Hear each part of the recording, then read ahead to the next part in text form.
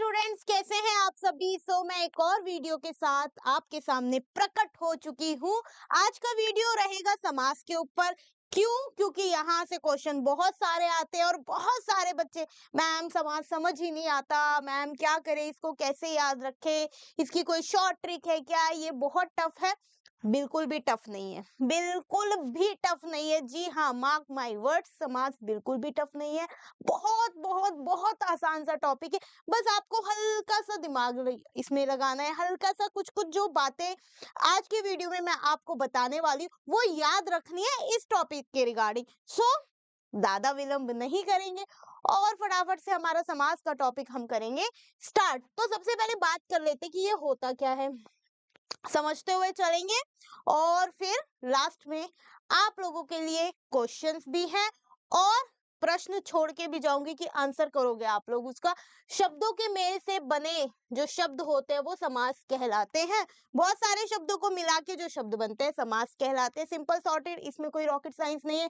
6 इसके भेद होते हैं। बात आती है तब जब भेदों की बात होती है, वहीं पे सारी गाड़ी ना आप लोगों की अटक जाती है, पेट्रोल वहां पे खत्म हो जाता है गाड़ी का और आप धक्के लगाने लगते हो। धक्के लगाने की जरूरत नहीं है, अच्छे से याद रख लेना आज जो जो बताऊं, ठीक है। तो कुल 6 भेद हैं।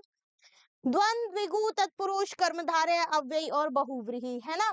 तो ये 6 के 6 जो भेद हैं इनको बढ़िया तरीके से हम समझने वाले हैं आज की वीडियो में।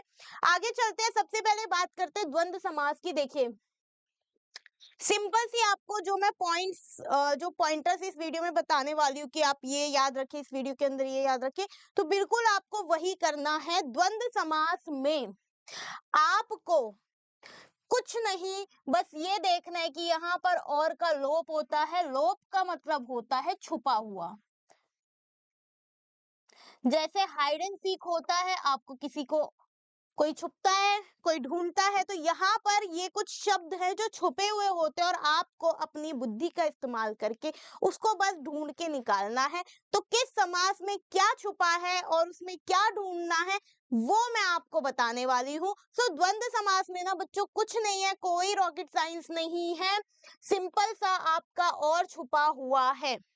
जहां पर भी आपको जैसे देखिए माता, या तो इस तरीके से हाइफन दिया होगा, ठीक है, या तो इस तरीके से हाइफन दिया होगा या फिर और लिखा होगा और या फिर ये भी नहीं होगा। तो आपको क्या ध्यान रखना है कि दो ऐसे शब्द हैं जो और के माध्यम से जोड़े जाते हैं। सिंपल, खत्म बात वहां पे।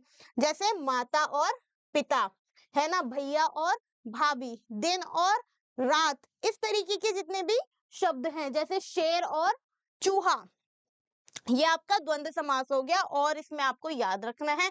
फिर हम आते हैं अपना अगला समास जो कि है द्विगु समास। भाई सबसे आसान है, छोटा सा प्यारा सा स्वीट सा ये आपका समास है। क्या है इसमें खास बात? द्विगु समास में आप लोगों को क्या याद रखनी है भैया? संख्या, नंबर। इसका जो पहला पद होता है, जो सबसे पहला वर्ड होता है वो होता है नंबर्स में, संख्या में, ठीक है। द्विगु समास के अंदर जैसे तिरंगा, 3 रंगों वाला झंडा तिरंगा होता है क्योंकि हमारे उसमें 3 रंगों का इस्तेमाल है ना, तो तिरंगा। त्रिमूर्ति, ऐसी 3 मूर्तियां या 3 मुंह वाली मूर्ति, त्रि यानी यहाँ पर 3 आ गया, तिरंगा यानी 3 आ गया। नवग्रह यानी 9 ग्रहों का समूह, तो यहाँ पर 9 है, पहला जो नंबर है, नव का मतलब 9 होता है ना। इसी तरीके से आप द्विगु समास को याद रखेंगे कि इसमें संख्या जरूरी होती है, नंबर्स का गेम है सारा। फिर आते हैं तत्पुरुष समास में। बहुत आसान है, बहुत बहुत बहुत ज्यादा, इससे आसान समास कोई नहीं है, ठीक है। यहाँ पर जब भी आप इस समास को विग्रह करेंगे, विग्रह यानी अलग करेंगे, या यूं कहिए कि थोड़ा इसके शब्दों को खोलेंगे, तब आपको यहाँ पर कुछ कारक चिन्ह मिलेंगे। अब ये कारक चिन्ह क्या होते हैं, ये भी सबसे बड़ा क्वेश्चन। तो देखिए का, से, के लिए, का, की, में, पर, इस प्रकार के ये जो शब्द हैं ये सभी कारक चिन्ह कहलाते हैं। और यहाँ पर आपको ये देखने को मिलेंगे जैसे कि मूर्तिकार यानी मूर्ति को बनाने वाला। अब को यहाँ पर क्या है भैया, कारक है। ठीक है, को यहाँ पर क्या है, कारक है। सो ये आपका तत्पुरुष समास हो गया। देखा कितना इजी है, आपने 2 मिनट में 3 समास झट से सीख लिए। ठीक है, पहला द्वंद्व जिसमें आपको और याद रखना है, दूसरा द्विगु जिसमें आपको संख्या याद रखनी है, तीसरा तत्पुरुष जिसमें आपको कारक ढूंढना है। ठीक है, कारक चिन्ह जैसे का, से, के, लिए, को, है ना, में, पर, इस तरीके के शब्द आपको ढूंढने हैं, जहां मिल जाए वहां पे तत्पुरुष समास है। अगले पे चलते हैं, फिर आता है आपका कर्मधारय। कर्मधारय में आपको सिर्फ ये देखना है कि क्या यहाँ पर कोई विशेषण शब्द है, कोई ऐसा वर्ड है जो किसी की विशेषता बता रहा है। ठीक है, क्योंकि इसमें विशेषता या समानता दिखाई जाती है।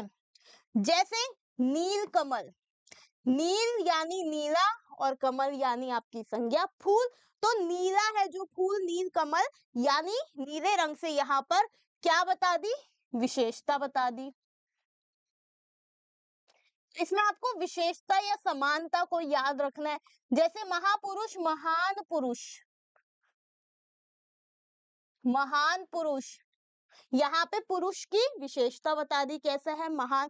जैसे चंद्रमुख, चंद्रमुख, अब ये क्या बनेगा, चंद्रमा के समान मुख,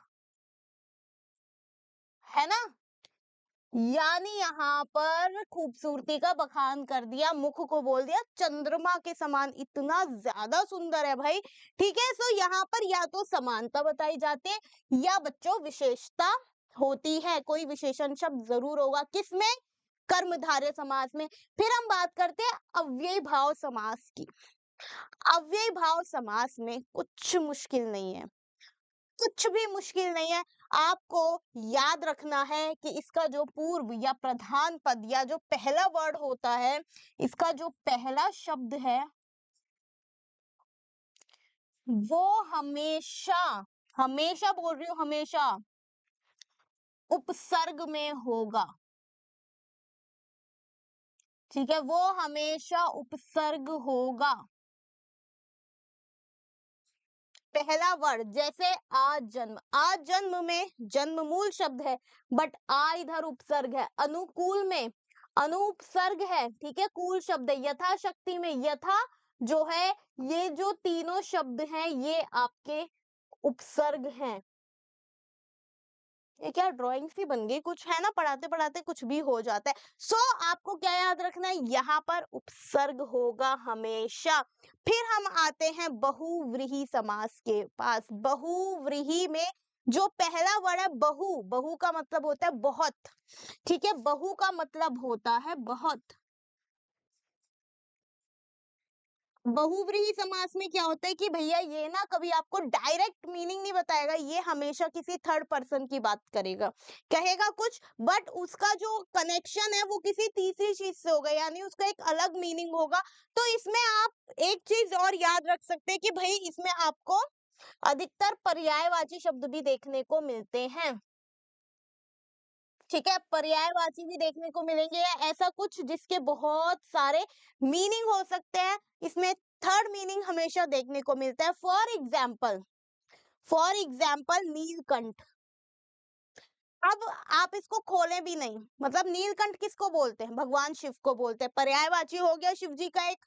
ठीक है, वेरी गुड। अब देखिए नीला है कंठ जिसका, नीला है कंठ जिसका, जब मैं इस वर्ड का को अलग अलग करूंगी, इसको खोलूंगी तो क्या बनेगा, नीला है कंठ जिसका, कौन है वो, महादेव है भैया, बम बम बोले, शिव जी हैं, तो बस यहाँ पर ये पर्यायवाची हो गया। जैसे त्रिलोचन, 3 नेत्र हैं जिसके, 1 2 तीसरा किसके नेत्र है, यहाँ पर एक और, अगेन भगवान शिव, तो उनको त्रिलोचन भी कहा जाता है। तो अगेन पर्यायवाची हो गया, है ना। पीतांबर, पीले वस्त्रों को धारण करने वाला कौन है, जो पीले वस्त्रों को धारण करता है, भगवान विष्णु। ठीक है, तो यहाँ पर ये भी पर्यायवाची है एक तरीके से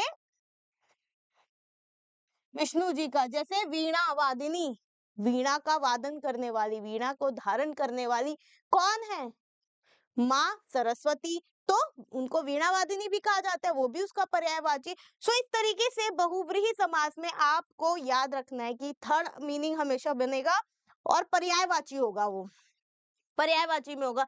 सो गाइस, कर्मधारय में आपको क्या याद रखना है? विशेषण, समानता। अव्यय भाव में क्या याद रखना है? उपसर्ग होगा हमेशा पहले पद में, और उसके बाद बहुव्रीहि में क्या याद रखना है? पर्यायवाची होगा, और कोई थर्ड मीनिंग ही निकल के आएगा आपके पास। ठीक है, तो चलो फटाफट से इसके कुछ क्वेश्चंस भी हैं, एक बार देख लेते हैं कितना आप लोगों को समझ में आया है। ठीक है, मेरे साथ साथ आंसर कीजिएगा कमेंट सेक्शन में, और आप लोगों के लिए होमवर्क क्वेश्चन भी जरूर होगा, तो वो भी जरूर करना है आप सबको कमेंट सेक्शन में। चलो देखते हैं, त्रिवेणी शब्द में कौन सा समास? अब देखो, त्रिवेणी की बात हो रही है। अभी मैंने क्या बताया, जहां पर भी आपको पहला जो पद है वो नंबर में मिल जाए, वो आपका क्या होगा? द्विगु समास। आंख बंद करके टिक मार देना चुपचाप से, कोई परेशानी नहीं होगी। नेक्स्ट हम देखेंगे क्या है?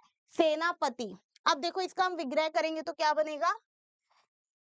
सेनापति, यानी सेना का पति, यानी सेना का राजा। यहाँ पर पति से जो संबंध है, या कि मॉनिटर, एक तरीके से जैसे क्लास मॉनिटर होते हैं, वैसे सेना का मॉनिटर, सेना का पति।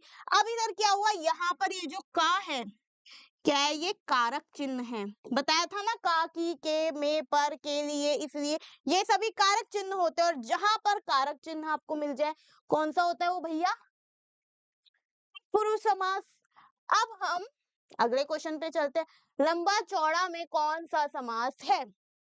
लंबा चौड़ा का जब मैं खोलूंगी, इसका मैं विग्रह करूंगी, तो मुझे मिलेगा, एक तो लंबा चौड़ा ऐसे भी लिखा जाता है, और जहां पर आपको ये दिख जाए, इसका क्या मतलब होता है? और, है ना? तो ये क्या बनेगा? लंबा और चौड़ा। और जहां पर और मिल जाए, कौन सा होता है भाई वो? फटाक से द्वंद्व समास टिक मार देना, कोई भी कंफ्यूजन के बिना। ठीक है, बिल्कुल सॉर्टेड और क्लियरली।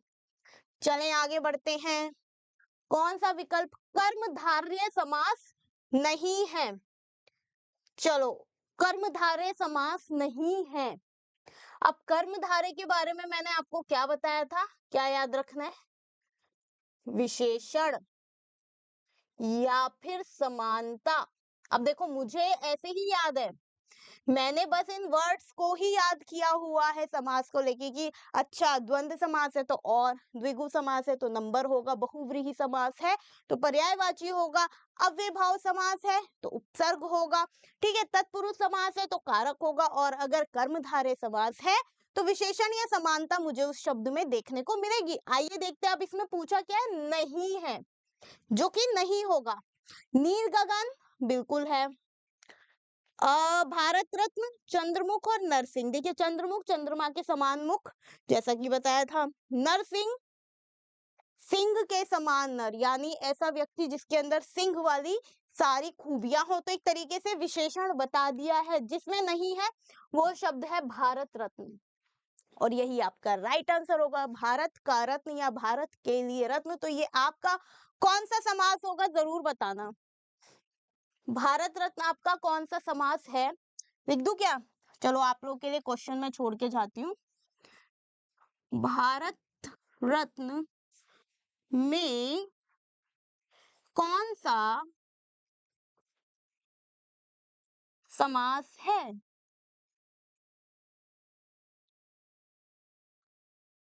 ठीक है, फटाक से सारे बच्चे इस पे कमेंट करेंगे। अगला क्वेश्चन देखते हैं। किस विकल्प में अव्ययी भाव समास नहीं है? पूछा है नहीं है। अब देखो, अव्ययी भाव में मैंने क्या बताया था? उपसर्ग होगा। तो यानी हमें वो शब्द खोजना है जिसमें उपसर्ग का प्रयोग यहाँ पर नहीं होगा। क्लियर है ये बात? सॉर्टेड है? ठीक है, राइट आंसर क्या होगा? पतंग, निडर, बेरहम, निर्भय। अरे भैया देखो, पतंग होगा, क्योंकि इसमें पतंग में कोई उपसर्ग नहीं है। निडर में नि उपसर्ग है, बेरहम में बे उपसर्ग है, निर्विवाद में निर उपसर्ग है, ये वाला, और विवाद आपका मूल शब्द है। Got it guys? क्लियर सभी को? अब तो समास में कोई दिक्कत नहीं होगी, होनी भी नहीं चाहिए। तो यहाँ पर दोस्तों समाज का वीडियो होता है समाप्त। आई होप आपको ये बहुत हेल्पफुल लगा होगा। ठीक है, क्वेश्चन का आंसर जरूर मुझे कमेंट सेक्शन में बताइएगा और ऐसे ढेर सारे वीडियोस के लिए हमें फॉलो कीजिए।